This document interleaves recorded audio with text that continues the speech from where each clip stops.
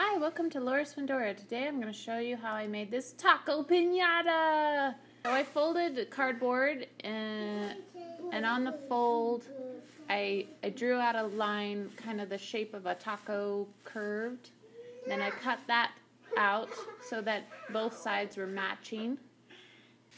After cutting that out, I cut out 2 strips about 6 inches wide, and then I bent those strips to match the curve of the taco part.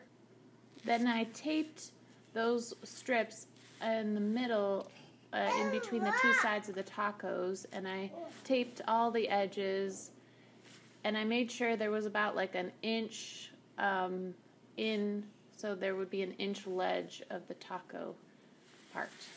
Okay, then it's all ready to be paper mache'd. So with a half a cup of glue and a half a cup of water, I paper mache'd the taco edges and the inner taco, the parts where I taped, so it would just strengthen that and there would be no holes where the candy could fall out.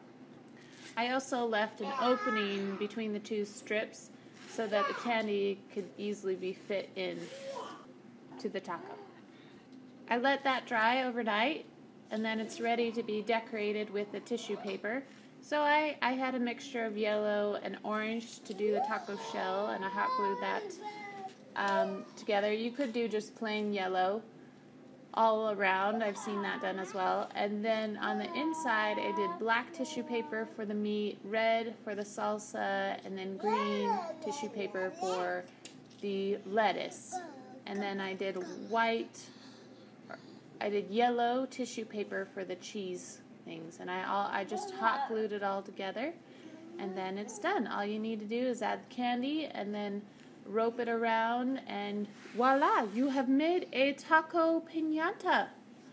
So I am pretty sure the kids are going to have a blast hitting this taco pinata, and I'm making a couple of them so we can have lots of fun at this party. I hope this gives you an idea of, if you're having a similar situation that I'm in, having a taco pinata, fiesta, party, or whatever, then this would be perfect at Halloween or any other party. So, yeah, there you go.